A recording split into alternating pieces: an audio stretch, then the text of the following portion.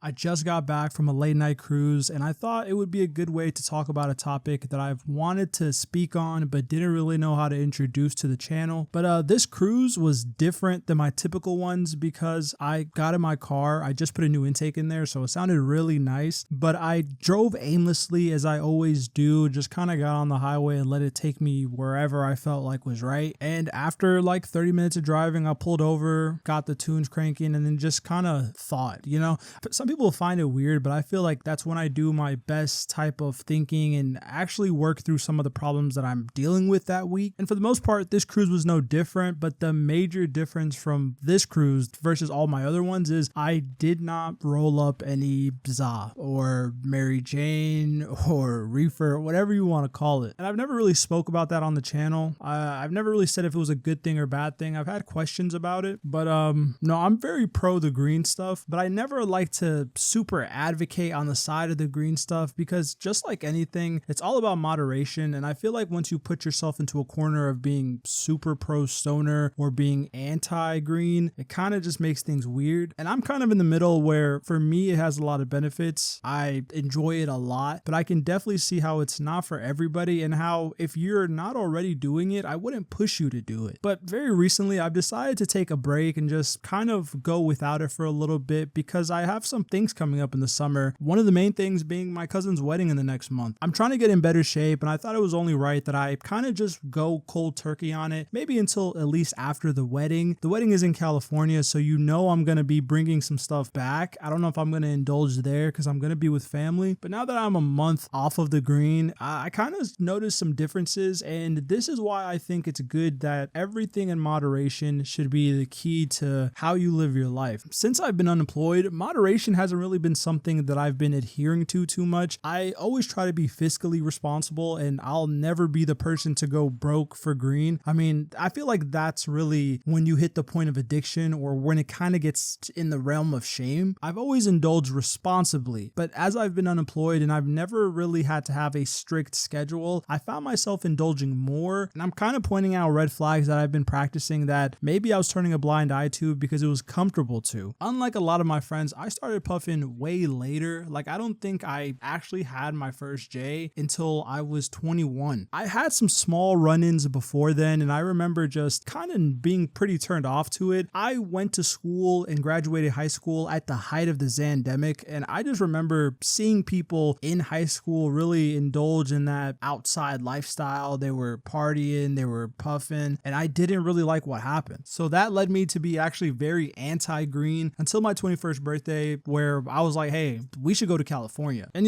people go to California and they want to shop or go to the beach, but on my 21st birthday, I kind of wanted to see how baked I could get. It's kind of like, when in Rome, act like the Romans. So for my 21st birthday, I turned 21 on that Friday. By that Saturday, after I got my ID from the DMV, I went to California with a paper ID because, that made me a legal age to buy. And some people might think it's such a degenerate thing to do, but I went over to LA and bought as much as I could with the spending money that I took. And that trip really changed my life. I know it sounds weird, like it's just a Cali trip. It's not that big of a deal, but I've talked about anxiety on this channel a little bit, not too much. And growing up, I've kind of been riddled with that. I'm always the person that's thinking about 10 different things at once. I'm planning the next day before it even happens. And I'm kind of always talking to myself in my head, especially when I was younger. I was 21, so I was still trying to figure out life. And I remember when I went to Cali and indulged the way that I did, I felt this sense of relief where my mind for the first time ever would go pure blank, and not pure blank like I'm just dozing off standing up, like I'm not leaning, but I just wasn't stressing over the moment. For the first time ever, it felt like I could disconnect from the external problems and connect with the moment that I was in. It was a very freeing thing that I kind of fell in love with. One of my favorite memories from that trip when I turned 21 was the second day in LA. After we landed and got rested for our first day, because it was a pretty big time jump coming from where I was on the East Coast, the second day we were there, I remember the entire day we rented these Lime scooters. This is kind of when they were really popular and they were all over the city. And because we were too broke to rent cars, we were just driving those Lime scooters all over LA. And we did that till about like 10 at night. After a full day of cruising around on these electric scooters, we heard about this place called Jollibee and we were pretty excited before we even came to LA about it. And at 10 o'clock at night, it was still open and we stopped by to get a huge bucket of chicken and we took it back to our apartment. Mind you, at this time, we've hit a couple places to pick up the pack, but they've only been small quantities and we were in the house and we thought that we weren't going to be able to get any at that time because it was well into the night. We had the bucket of chicken, but we were still trying to find some way to indulge a little bit more. And I really don't care what anyone says about LA. It was such a huge W when I pulled out my phone and realized that I could get the pack delivered to the apartment. I mean, that was game-changing stuff. Coming from the East Coast where it's pretty much like a jail sentence to have it near you, the amount of freedom that I was seeing in California really just kind of opened my eyes. But I remember calling in a mobile order of what I wanted off of this dispensary's menu and having some dude pull up in like this Nissan Versa or this small like Nissan Fit. The car was super small and the dude that was delivering it was huge, and it was the funniest thing. We were telling the driver how we were from the East Coast and this was also weird to us that he was just pulling up and making the process so easy. He was telling us, yeah, I get a lot of people that say that they're so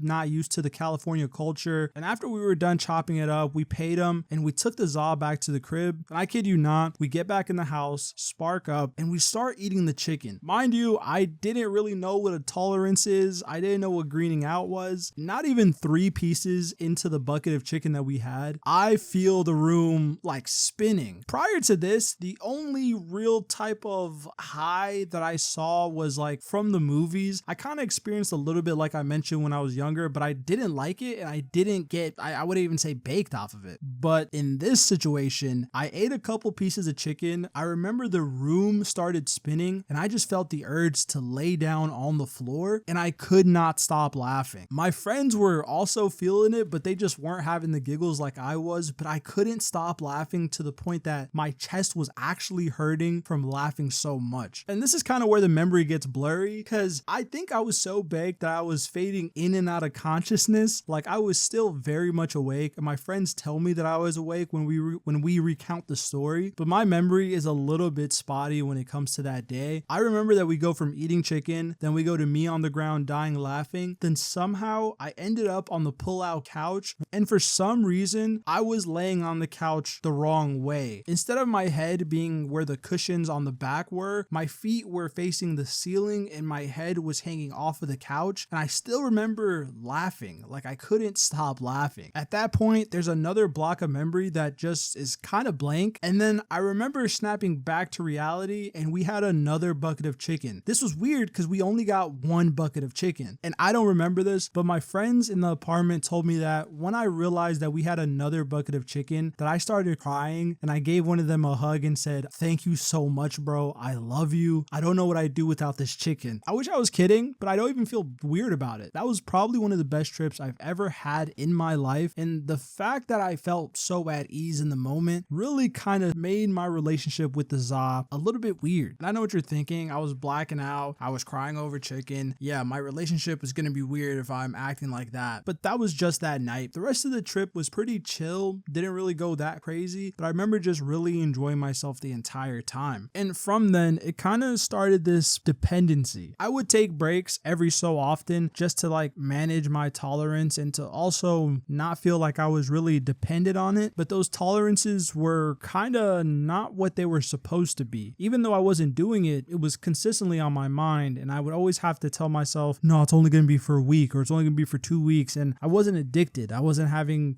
cold sweats getting off of it. You know what I mean? Like it's not that type of product in my opinion. But as I got older, those breaks started to get shorter and shorter and shorter until about like 25, it became a regular part of my life. Bro, especially during lockdown, it got to the point to where I was chiefing daily. I've talked about how my lockdown experience was, but I was an essential worker at that time. So I was having to go to work and then kind of deal with all of the lockdown stuff at the same time. And I remember not taking it as hard as everybody was. A lot of my friends panicked. They said that they felt weird being in the house all day. We played a bunch of video games, but a lot of my friends had a hard time dealing with being trapped in their house essentially. Except for me, I didn't feel that at all. I mean, I've talked about it on this channel. The reason I go for my late night drives is because I was really confused during COVID, and those late night drives helped really open my eye and clear a lot of the weirdness that I felt. I felt a disconnect from my friends. I felt a disconnect from the outside world. I was in a weird situation with my job at the the moment. And those car rides in ZA really helped clear my mind in a time where I couldn't clear it at all. I went to my first California trip in 2019. The very next year, the world went on shutdown, and I felt like I had to rediscover myself again. And this would make my relationship even worse because now I wasn't just doing it for comfort like I learned to do after my California trip. I was doing it off of like a reliance. I was doing it to keep from going crazier, to keep from falling back into my anxiety patterns. And that's kind of where the real danger in ZA is. People will tell you like, if you've never done it, don't start. I used to never understand why, but now I get it because it's one of those things where it's kind of been proven that it's not addictive. And people will tell you, bro, you can't get addicted. I mean, the amount of times I've argued with my friends that, hey, I know it's not addictive on paper, but just like anything, if you do it too much and too often, you kind of build a dependency without even realizing it. And even though I could argue from that perspective and warn my friends of the issue, I was falling into that trap myself without realizing it. And I would try to make myself feel better about it because it was hard to admit that that was happening. I would put these little fake rules to make myself be a little bit better. Like, yeah, I'm a chief every day, but I'm only going to do it at the end of the day. Yeah, bro, we can roll up, but it's only going to be after this amount of time. And all of those were just masking a larger issue. People point to the escapism factor of the product, and I definitely understand that.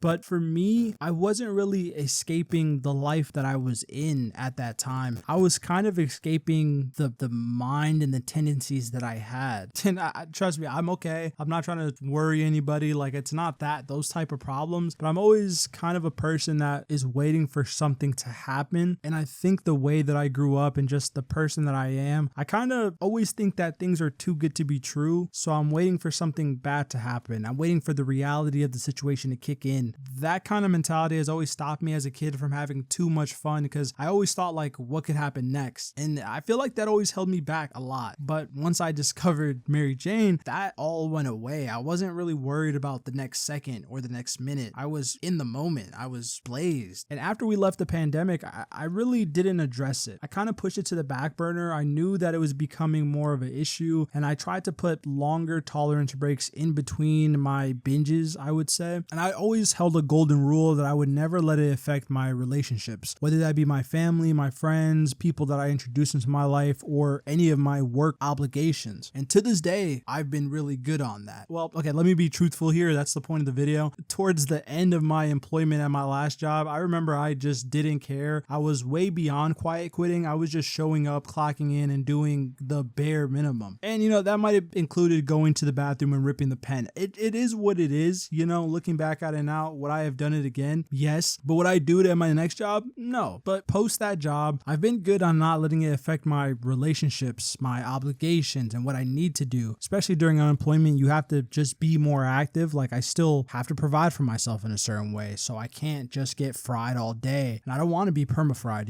So I trying to hold it in a balance way more than I did during COVID. But at the same time, I know that certain things will trigger me into kind of using it as a vice. When I see that my plate is getting way too loaded and I kind of feel overburdened, or when my mind has those repeated thought cycles where I can think about something and I just can't shake it off my head, like it just keeps going through this circle of thinking about it, trying to solve it, thinking about it, trying to solve it, and getting nowhere, that will push me into kind of escaping, in a sense, the want to turn my brain off for a second. Because for some people, it seems like it's really easy to do that. But for me, even to this day, it's not really the easiest thing to do. My mind moves at a mile a minute, and a lot of time that's good. People will compliment me about it, like, you can speak really well off the top of your head, or you're really fast, your train of thought acts quick, and that's like a benefit. But for a lot of the time, I can't go to a grocery store without analyzing everything or feel like I'm doing things weird. I overanalyze how I walk, how I breathe, how I reach for things. And while it's not on the level of OCD, it's definitely way more in my face and in my way than I would like it to be. And as somebody who comes from a household that's very anti-medicine, especially American pharmaceuticals, like, I'm not really ever planning to go on SRIs or any type of ADHD meds or anything like that. It's just never been the route that I wanted to take. This seemed like a better treatment than anything else that was being offered to me by the system. And I still feel that way. I still very much feel that way. But I'm big on calling out copes, and I feel like that's one of my major copes. I know that it's better than things that are worse for me, but just because that's true do doesn't mean that it can't hinder my life in other ways. And this late night drive kind of put things into perspective. You kind of heard it in my last video where I talked about looking for a job, and it might have sounded like I had this chip on my shoulder, but for a while, I think I realized that I wasn't accomplishing everything that I wanted to accomplish, and my ambition for things was kind of not at the same level that it used to be. And I really wanted to just blame it on the current economy. Things are bad, jobs are down, unemployment is rising. But at the end of the day, I've always kind of fell into the camp that, yeah, the world can be burning, but you still have to do what you have to do to make it. It's not a guarantee that you'll make it, but if you don't try, that's kind of putting yourself in a worse position. And especially as 2026 started, I kind of realized that I wasn't really attempting things as hard as I was. I wasn't putting in the time that I should be doing. I was finding a real kind of complacency in the unhappy, because the unhappy was easier than the struggling to make it better, if that makes any sense. And I always want to make a video kind of saying the dangers of apathy, because I see it happening a lot, but I felt weird about telling people not to be apathetic in the times that we're in when I was slowly fading into apathy. I didn't really have a care for how the day went. I remember waking up and just waiting till the end of the day so I could maintain my little silly rules of, yeah, I'm gonna get fried, but I'm only gonna get fried after 7. Like, that's better than being fried the entire day, but it's not much better, My want to escape was just prolonging my nothingness, and it was making me put up with things that I was really unhappy with. I've gained a lot of new subscribers in this time, so many of you may not know, but I've been on a journey to make friends. I know that it's not easy to make friends, and it's harder than I expected for sure, but especially this year, I haven't been trying as hard as I wanted to. I had some contacts, but out of laziness and just kind of falling off the wagon, essentially, I didn't follow up. And as hard as the process is to make friends, it really is a lot harder when you yourself feel drained all the time. That's kind of one of the things I realized and could not blame on anything else. Like, Zaw is a downer, so when I take it, I want to do nothing but relax, and that kind of means ignoring all my responsibilities, even to my detriment. And it was really just making me cynical. I mean, it's hard not to be cynical. I talk about politics, money, and life in your 20s. Like, especially the way the world's going, it's really hard not to be cynical, but I don't really view the world as doom and gloom. Many people might not get that from my videos. Some people call me a doomer. Some people understand where I'm coming from. But I think my message is that a lot of the world and the aspects that we have problems with aren't seeing positive growth. They're seeing change, but they're not seeing growth that is inclusive of everybody. And I point that out a lot, but recently I've kind of been feeling very hypocritical because I'm saying that the world is not growing and that people are wanting to stay stagnant, but I myself am enabling myself to that same stagnation. But as I was sitting on the trunk of my car, just kind of looking out into the urban nothingness, I just kind of whispered to myself like, damn, I fucked up. And not in a major way. Like, I'm not ruining my life, and I don't think I'm giving bad advice or making videos that are not true to myself, but I'm not doing everything that I could be to be the person that I want to be. I think this wedding that's coming up is really putting like kind of a flame under me. I'm seeing the life that I could have. I'm seeing how hard my cousin has worked to build the life that he has. Like, he's getting married at 36. Some people say that's late. Me in general, especially the way the relationship thing is going and how dating is in the modern day, any type of marriage at any age, I'm like, more power to you, because I can't really see myself doing that now. But I think to myself, like, maybe that's because I'm not grown to the point to where I found that, or if I'm even capable of that. I've never wanted to be a person who blames the world for my problems, and I never wanted to do that because it just relinquishes all the power I have to change my outcome. And whether it be dating, finances, career, or whatever, the current state doesn't have to be the position it is for life. And I think some people can understand that and puff on Zaw all day and still make meaningful progress in their life. And to a certain extent, I feel like I'm one of those people. When I'm in a good headspace, I feel like the Zaw does nothing but propel me forward and help me stay more focused. But when I'm in this current stage that I'm in, unemployed, looking for a change, and no set routine, then it kind of leaves a lot of idle time, and that's the devil's playground. When you don't really have a mission or a journey or an idea of where you're going, then you're kind of just taking whatever turns or path that you see in front of you, even if that's not the one that might be the best one. And I don't know, like I said, this is not me quitting forever, and I don't know if I'll ever be at that point. I think it's cool to be the grandpa who still puffs on Zaw and is like the cool grandpa. I don't know if I'm,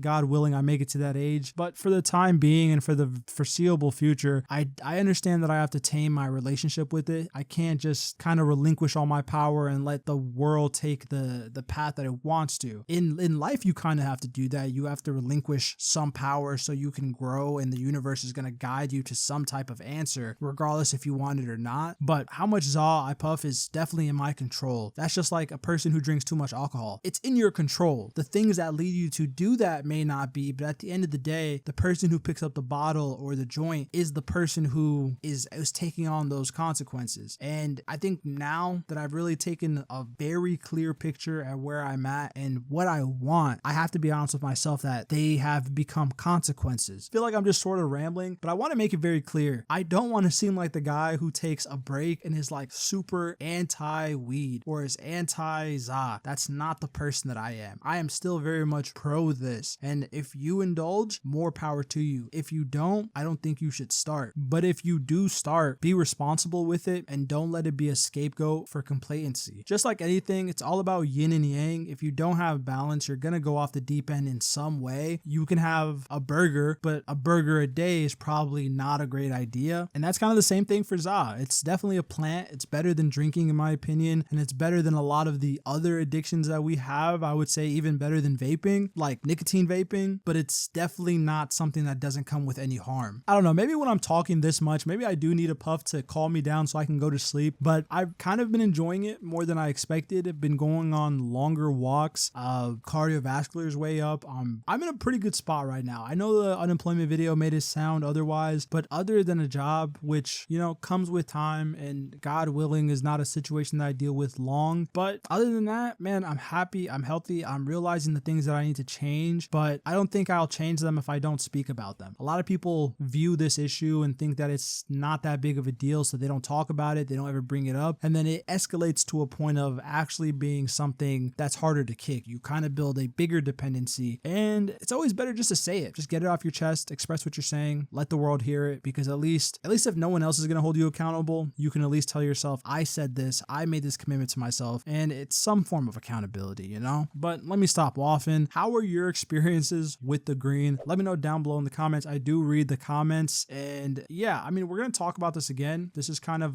this has been a solid part of my life for a while, but I thought I had to just kind of be honest about where I'm at with it. If you haven't already, like and subscribe to join the channel. Every subscription gives my dog a dog treat, and man, he loves to eat. And with that being said, thank you for tuning in. Until next time.